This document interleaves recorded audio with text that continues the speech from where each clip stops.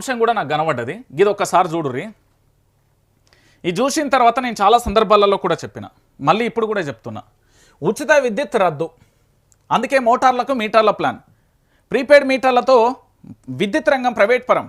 Congress current కుట్రలను తిప్పికొట్టాలి. కేసులకు భయపడి మోడీకి రేవంత్ రెడ్డి తలొగ్గారు. ఆనాడు కేసీఆర్ మెడ మీద కత్తి పెట్టినా ఒప్పుకోలే. ఫ్యూచర్ లేని ముఖ్యమంత్రి, ఫ్యూచర్ సిటీ కడతా అంటే ఎవరు నమ్మడం లేదు. అంబర్పేట నియోజకవర్గ నేతల సమావేశంలో కేటీఆర్ నాయకుల చుట్టూ తిరిగే వాళ్లకు కాదు, ప్రజల చుట్టూ తిరిగే నాయకులకే టికెట్లు అంటూ కూడా ఇక్కడ ఒక అంశాన్ని చెప్పాడు. దాంతోపాటు మీటర్లు పెడితే ఉద్యమమే, ఉచిత విద్యుత్ రద్దు కోసం ఈ కుట్ర, ప్రజలను చీకట్లలోకి నెట్టే ప్రయత్నం. మోడీకి గిఫ్ట్గా రాష్ట్రాన్ని అప్పగిస్తున్నారు. యూపీలో స్మార్ట్ మీటర్లపై ప్రజలు తిరగబడితే పోరాటానికి రాహుల్ మద్దతు తెలిపారు. మరి తెలంగాణలో మీటర్లు ఎందుకు పెడుతున్నారు? ఏది ఏమైనా మీటర్లు పెడితే ఊరుకునే ప్రసక్తే లేదు. మాజీ మంత్రి జగదీష్ రెడ్డి ఏమడుగుతున్నారు? అయ్యా రాష్ట్ర ముఖ్యమంత్రి యనుమల రేవంత్ రెడ్డి గారు, కాంగ్రెస్ పార్టీ ముఖ్యమంత్రి మీరే, బహుశా ముఖ్యమంత్రి అని మీరు మర్చిపోతున్నారేమో. నేను మళ్ళీ గుర్తు చేస్తున్నా మీకు. ఏంది మీ మీటర్ల పంచాయతీ ఏంది? రైతులు వ్యవసాయం చేసుకోవాలా వద్దా? ఇప్పటికే పసిఫిక్ మహాసముద్రం మొత్తం కూడా వేడెక్కిపోతున్నది. కరువు ఛాయలు అలమటించే పరిస్థితి ఏర్పడుతుంది.